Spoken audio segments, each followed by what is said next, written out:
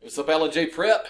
It is the first day of the second semester. Man, I hope you're doing really well today. It's Wednesday morning. Some of you are in the building today watching this lesson for your morning check-in. Many of you are still remote. Whatever it is, whatever your situation, I hope you're having a fantastic start to a new day. Hey guys, I got to bring you some information this morning, some content that I think you'll be interested in as we start the second semester. First up, we have a Scholar Dollar store that is coming. We're excited about this. You guys know that you've been earning dollars for all of your hard work in classrooms. Those translate not only to your house, but then also to your own individual Scholar Dollar account. So this week, teachers are going to be talking with you about what your overall balance is and telling you how many dollars you have to spend. Now, this is going to be a new type of Scholar Dollar store that we're offering for the second quarter. It is a virtual event, and there's only one item that you can purchase.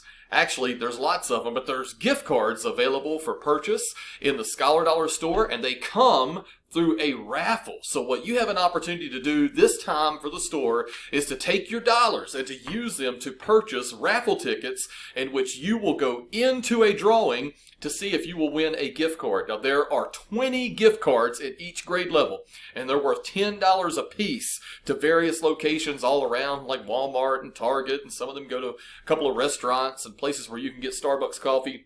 So I encourage you to think about using some of your dollars in this quarter to purchase those tickets. And then we're going to video this presentation where we're going to be like spinning this big barrel that's got balls in it, and those balls have numbers on it, and you've got a certain number assigned to your name. And we're going to pull that out, and we'll announce winners next Friday. So we're excited about giving you this opportunity. Your teachers will tell you more about it, but we are asking you to communicate to your teachers by this Friday how many tickets you want to purchase. It'll cost you 25 Scholar Dollars for a ticket, and you have an opportunity to purchase as many as you want based on the number of Scholar Dollars that you have. If you do not win, you will still get a homework pass if you purchase a raffle ticket. So teachers will give you some more details about that, but I thought that was pretty cool. Also, the second quarter has come to a close. We're going to be looking at grades and overall performance, and we're going to be issuing blazers soon. So be on the lookout for those blazer presentations. And for those scholars that receive them, you'll have an opportunity to come to the school, pick those up, have your picture taken in front of the presentation board. Also pick up your report card and a quarter zip that we have for everybody. So be on the lookout for a drive-by pickup opportunity that is coming really soon. Hey, last week, Guilford County Schools announced that they did delay the return to school for 6th, 7th, and 8th grade. So we were originally anticipating our 6th graders being here this Thursday. That's been backed up at least 3 weeks, and the same for 7th and 8th grade. So continue on your regular remote schedule, that schedule that you've been rocking with all the way since the middle of August when we came back to school for this year. Continue on that schedule until you hear something else, okay? All right, one additional thing to share with you is that we have made a shift across the district to move away from office hours in the second semester. That office hour day was initially put in for a variety of reasons, including giving a day between like A and B cohorts to come in and for us to clean spaces. Well, without kids in the building, that day does not necessarily need to remain there. And we're going to continue to offer instruction 5 days a week. That starts next week. So this Friday for our 6th, 7th, and 8th grade kids, this is your last office hour day. I encourage you to take full advantage of it. And then next week, you'll be looking at instruction Monday through Friday. 8th grade, your teachers will talk to you about a little bit of a schedule shift, but please be ready for that. Last thing, man, our 8th graders, this is magnet season, and high school options are currently available for you. So we've held a parent meeting. Counselor Barham has met with you, and now I'm encouraging you to go to the district website and to look at some of the options that you may be interested in. The week of February the 1st, those high schools are going to be offering you an opportunity to check into their virtual events and learn more about those opportunities. Okay, guys, here we go. I got a leadership lesson for you today. I'm changing things up just a bit because you know that all year we've been talking about this theme of finding the superhero within. And I've been teaching using a variety of characters, superheroes, where we can learn more about leadership based on their particular characteristics. So last week, I used this guy right here. This gentleman known as the Incredible Hulk was our superhero that we learned about how to control our anger, how to remain positive, how to stay calm, cool, and collected, even in times of stress. Because we know that if you are a leader and you display anger and frustration and you do the Hulk smash, man, you're going to lose your positive influence. This week, I'm stepping away from superheroes, and instead, I'm going to begin highlighting some individuals in American culture that I believe have done exactly what it is we're asking you to do, which is to find the superhero within. So I'm not teaching you about a superhero today. Instead, I'm teaching you about leadership through the example of an American gymnast, and I'm going to ask you to read this title of this lesson. And let me tell you a little bit about Katelyn Ohashi. The title of this lesson is Hold On to Your Joy. Now, joy is a really small word. It doesn't just mean happiness, like you go to McDonald's, you get an ice cream sundae, hot fudge, with or without nuts. I'd say with nuts. But that can just be happiness, just a moment of, oh, that's really good. But joy is like this feeling that emanates inside outward. And people can tell that not only are you happy for the moment, but you possess this characteristic of joy. I'll talk more about that, but I want to tell you a little bit about Katelyn. Katelyn was born in Seattle, Washington in 1997, so she's not much older than you.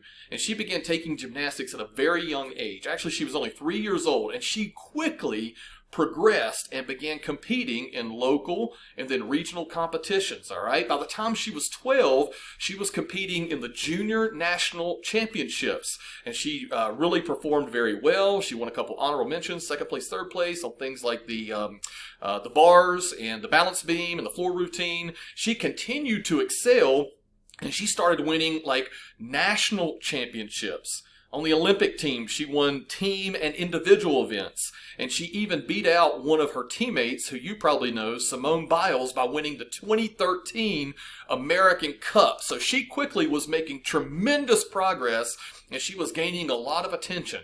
Now, she was working very hard, and in her memoirs, she talks about how hard the coaches were pushing her, how much she was pushing herself, the stress and the anxiety that was coming from it. And that year, in 2013, she actually suffered a variety of injuries that led to her having to have surgery and kept her from continuing to compete. And she started to question herself. Now, this is a young lady who had done really well. She'd won lots of awards. Everyone saw her as like the next big thing in American gymnastics. And she started to question whether or not she would even continue to compete.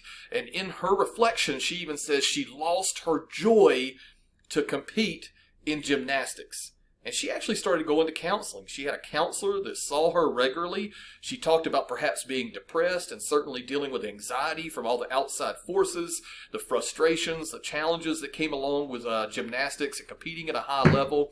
And so she actually reported that she lost her joy. You know, she graduated high school and she decided to enroll in UCLA. She had a new coach. She had a new environment. And she began once again competing. And she had like a new perspective. And she says that when she went to UCLA, she had a new passion. And that passion was, I'm going to bring joy back to the mat. I'm going to display joy in all I do. It's not about winning gold medals and earning high marks in competition. It's now about inspiring others and demonstrating how excited I am to be able to compete. Now let me jump tracks for just a minute. If I got any bowlers out there, you know that you take that ball and you throw it down the lane. There are 10 pins and you're trying to get them all. And if you get them all the first time, it's called very good. It's called a strike. If you don't get it, you pick it up on the second try. It's called a spare. Well, the perfect score in bowling, which means that you would hit 9 strikes in a row, and then in the 10th frame you would hit 3, you can score a 300. It's only been done a couple of times, but it can be done. Now, in the world of darts, there's a dart board, and every individual spot has different point values, and you get 3 darts per round.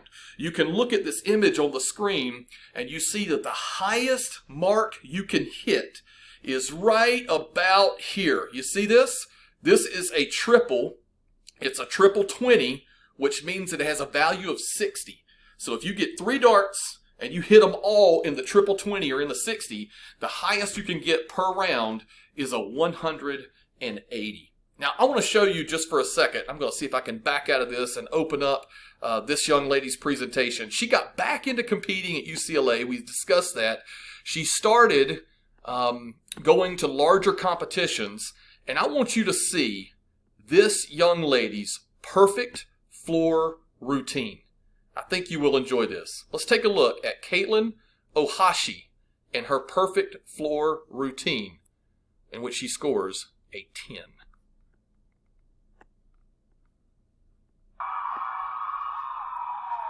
Notice the joy on her face.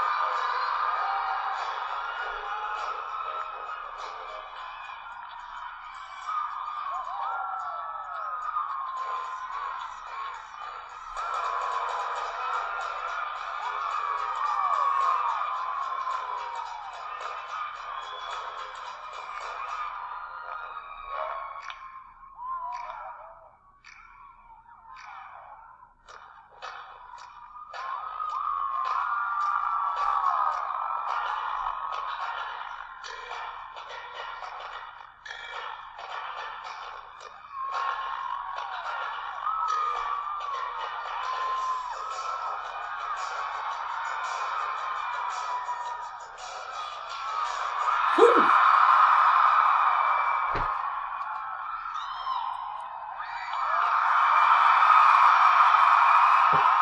So that's pretty amazing.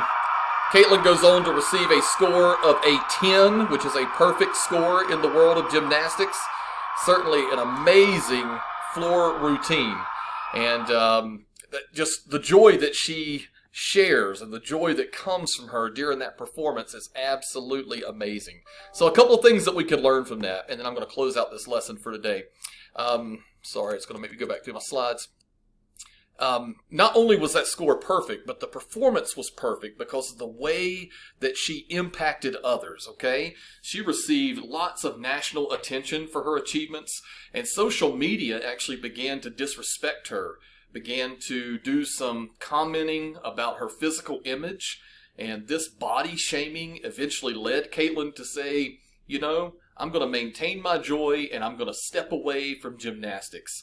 So she no longer competes, but she is still an influencer and someone who spreads joy in all that she does. And it's a shame that people were making negative comments about her. Obviously a talented individual who was bringing about her passion and her joy for gymnastics, and yet people were making very disrespectful comments. Today she's currently working on 2 books. She's got some poetry, and also a book for teens that focuses on issues like self-esteem. And she's also getting into the world of directing. But no matter what she does, and this is from an article I picked up, it says no matter what she does, she will do it with joy. So I just want to encourage you, because certainly when school is closed and when there's all kinds of challenges going on, at times we can get down, we can feel frustrated, we can feel like, man, I'm just not experiencing the happiness that I typically get by going to school and being connected with other kids. Remember, your joy comes from within. So I want you to continue to try to be excited about the opportunities that are out there and to display your joy as you interact with others. Hey, I got some Hegemonders who are probably joyful right now. Last week, they had a very good week, so congratulations to Hegemon.